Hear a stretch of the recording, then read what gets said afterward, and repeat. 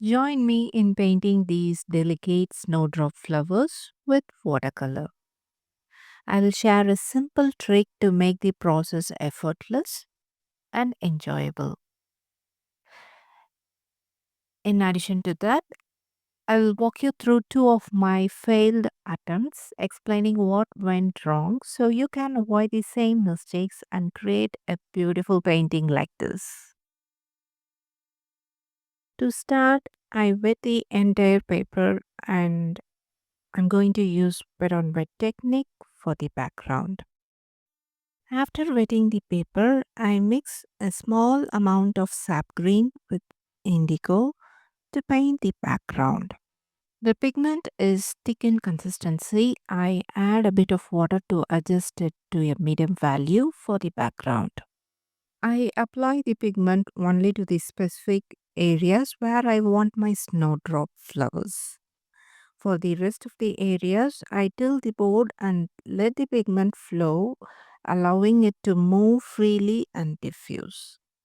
This creates a soft, blended effect where the paint seamlessly merges with white background, giving it a gentle, atmospheric look. Next, I'm using a toilet tissue, which is what I have on hand.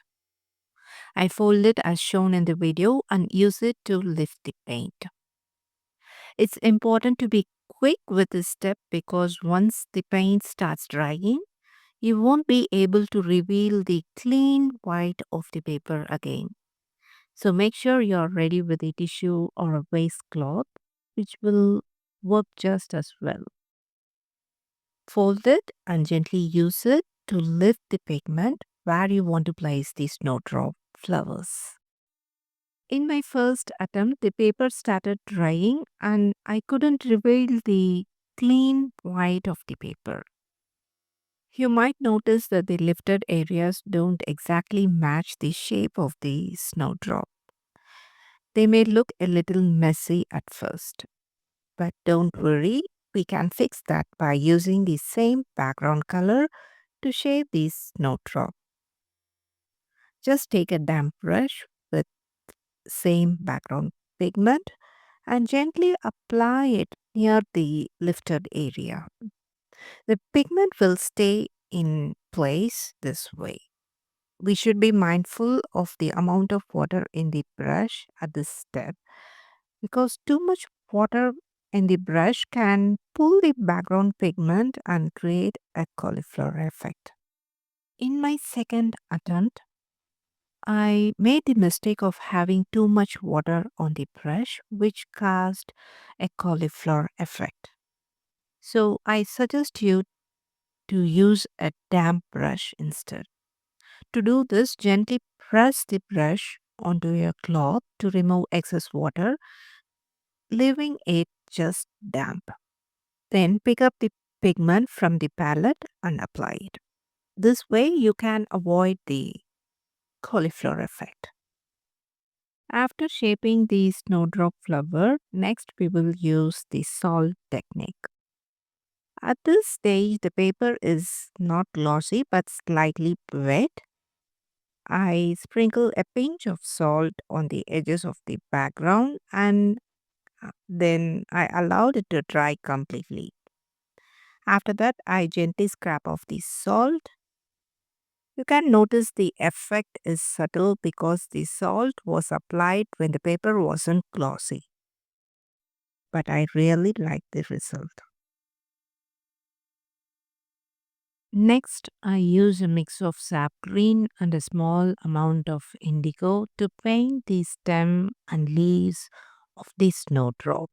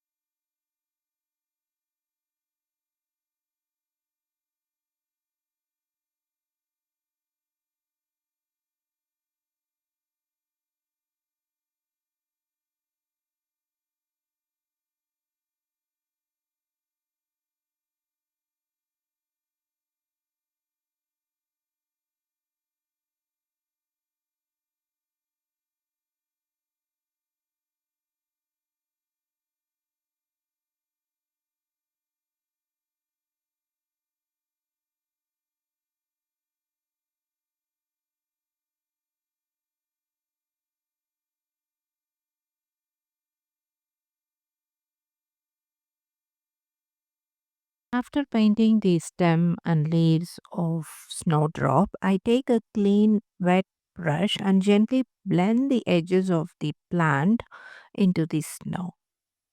By touching the wet paint with a wet brush, it creates a smooth transition with the white of the paper, giving the effect that the plant is naturally blending into the snow covered ground. Next, I use a very light value of indigo to show the separation between the petals. I add a few subtle strokes to each petal. This helps to define the structure and gives a clearer distinction between the petals.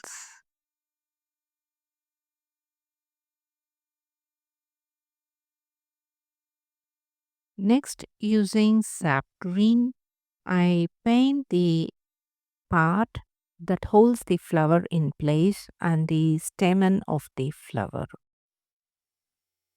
And with that, we have reached the end of this painting process.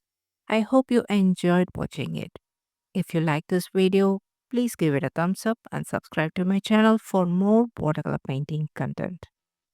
See you in the next video. Until then, take care and bye bye from Prema.